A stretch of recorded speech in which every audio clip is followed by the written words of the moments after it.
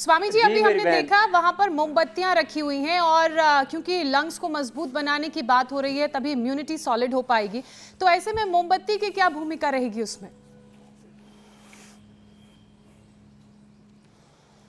तो देखो, आजकल तो मोमबत्ती के में भी अच्छे अच्छे फ्लेवर्स आ गए हैं, और ये तो हमने शक्ति के प्रतीक के रूप में कि एक साथ आप 5-7 मोमबत्तियाँ रखी हो सामने और एक फूंक में उसको बुझा सकें, तो ये आपके फेफड़ों की मजबूती को दर्शाता है, दिखाता है। हाँ? तो ये हमारी बहन ने जैसे एक ही बार की फूंक में उनको बुझा दिया था और अपने फेफड़े को मजबूत बना लिया था, तो ये उस रूप में इसको रखा गया था।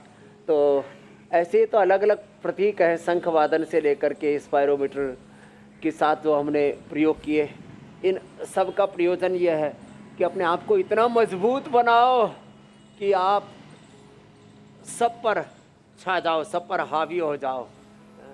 तो ये अपने फेफड़ों की ताकत का पता लगाने के लिए पल्मोनरी फंक्शन टेस्ट मशीनों से भी किया जाता है, और ये हम सहज रूप से कर लेते हैं कि हम कम से कम आधा मिनट तक शंख बजा सकें। जब हम स्पायरोमीटर में फूंक मारें तो कम से कम 300, 400, 500 तक वो नीचे जो है रेड, अब वो जो चिन्ह है उसमें प्रतीक बना हुआ है, वो सिग्नल आ जाए वहाँ तक। ऐसे ही जब खींचें आप तो 10 बार कम से कम स्पायरोमीटर की गोलियां ऊपर आ जाएं। इस तरह से अपने आप को मजबूत बनाना चाहिए। फेफड़े की बहुत बड़ी भूमिका है। सब बीमारियों से दो ही चीज़ें लड़ती हैं, सबसे पहले हमारा गला, फिर फेफड़े, और फिर हमारा लीवर, हमारी किडनी, हमारी आंतें लड़ती हैं। तो लीवर, किडनी, आंतों के लिए पवन मुक्तासन, उत्तान पादासन, नौकासन, और ये एक एक आसन 1-1, 2-2 मिनट, और फिर पादावोष्ठन, हस्त प्रशासन, सेतुबंध आसन, सर्वांगासन, हलासन, शीर्षासन, ये सब अभ्यास हम हर दिन इसलिए एक बार दोहरा देते हैं।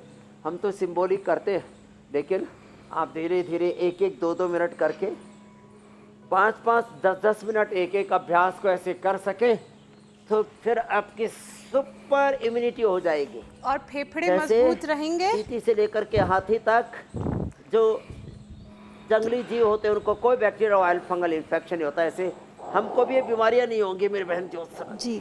और फेफड़े मजबूत रहेंगे तो बर्थडे केक की सारी कैंडल बुझा पाएंगे जैसे ज्योत्सना करती हैं।